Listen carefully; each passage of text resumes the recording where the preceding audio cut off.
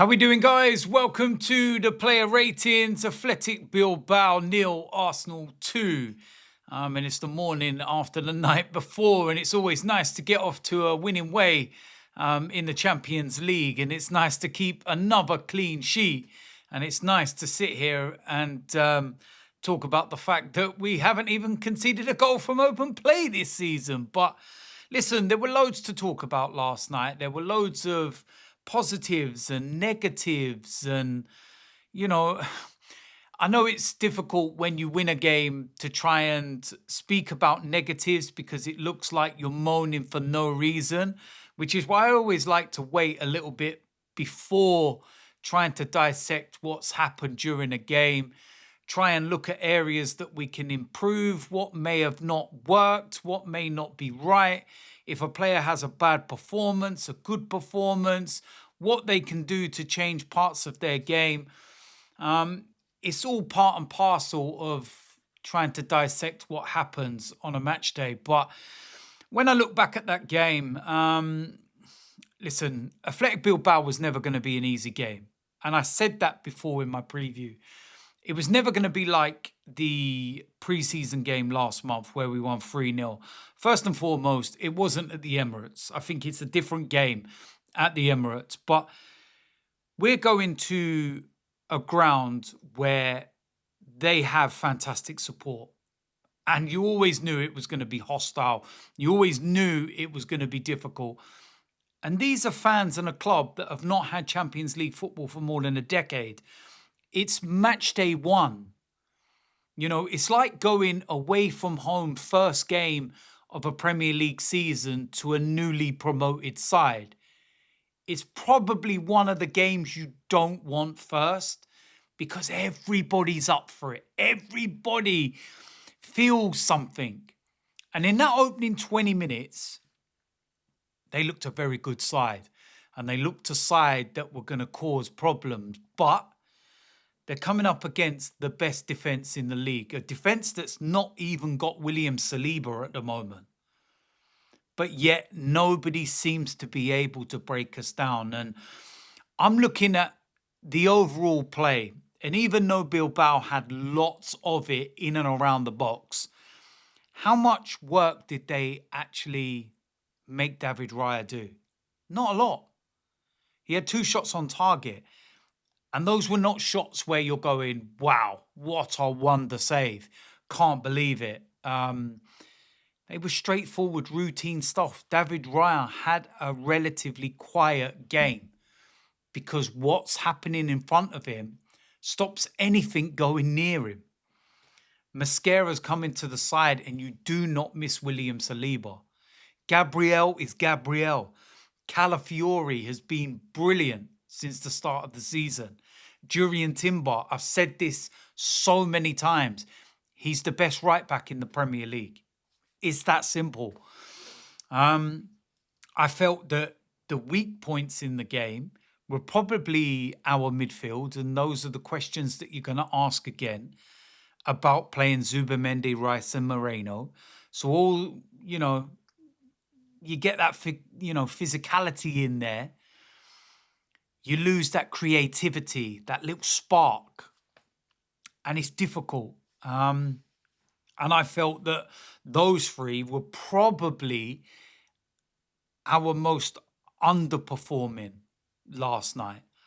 And neither of them, or none of them, should I say, got going at all. And I felt Declan Rice had a quiet game, poor game by his standards. Zubimendi got caught on a couple of occasions and off the pace.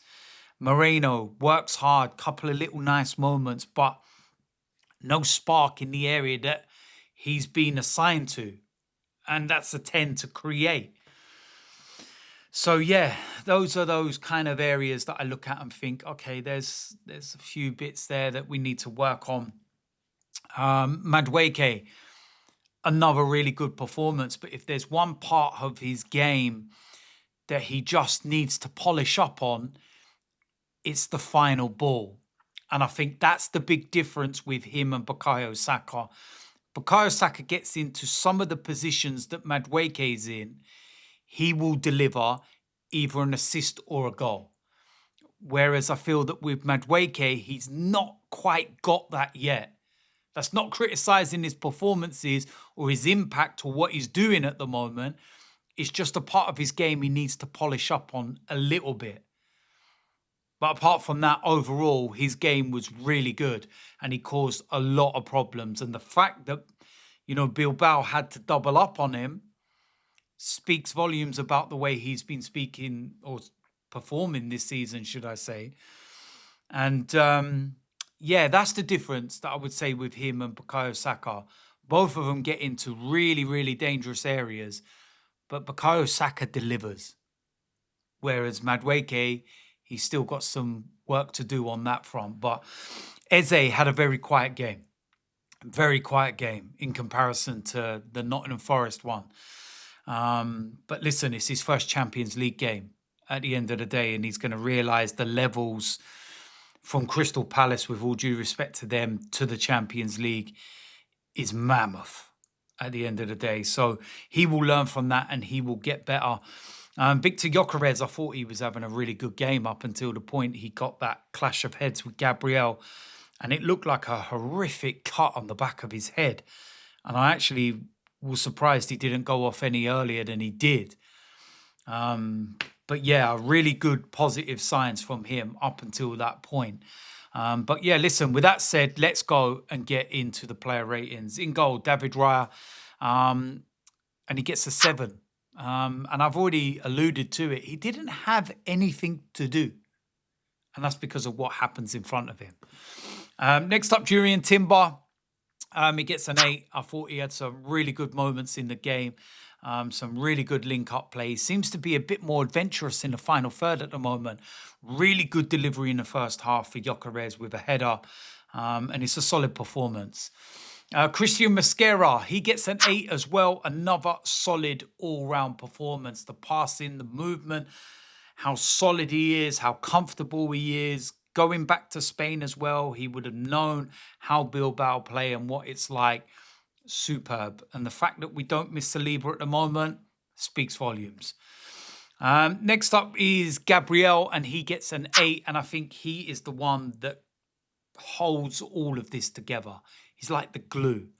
And yeah, I spoke about this only a few days ago. We don't even speak about him anymore because he's that good. He just produces every single time. Next up, Calafiori, and he will get an 8 as well. And the whole back line gets an 8 based on the fact that they just kept everything quiet. They protected David Raya. And they're just solid. So solid, so good.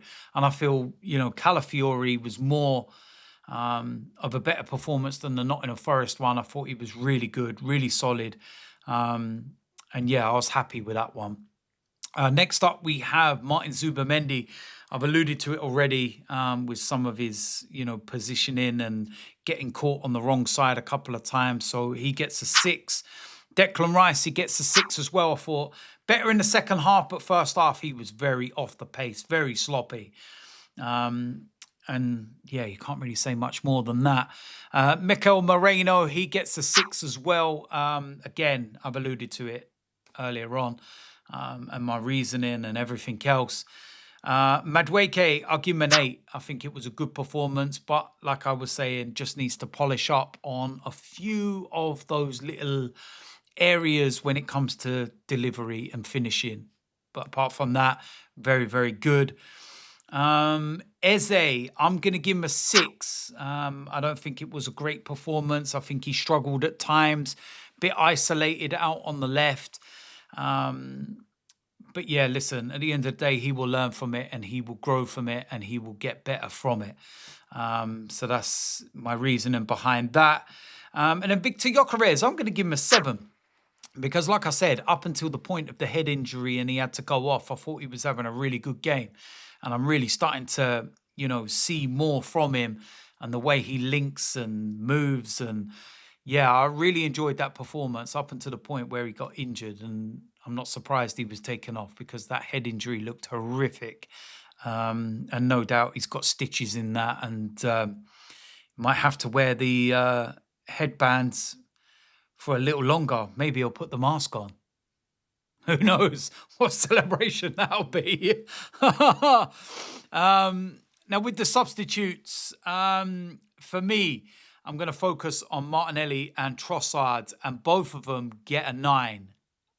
And I can't say any more than that. Martinelli obviously changed the game within 36 seconds with the goal, but I think we quite easily forget that it was Trossard that set him up. And we all talk about the way that Martinelli beat his man and set up Trossard for his goal. But listen, at the end of the day, what more do you want from your substitutes? A goal and an assist from the pair of them. That is exactly why we've been speaking about squad depth. When you look at our bench in the Champions League semi-final, for example, last season against Paris Saint-Germain, go and look at our bench in the game against Bilbao.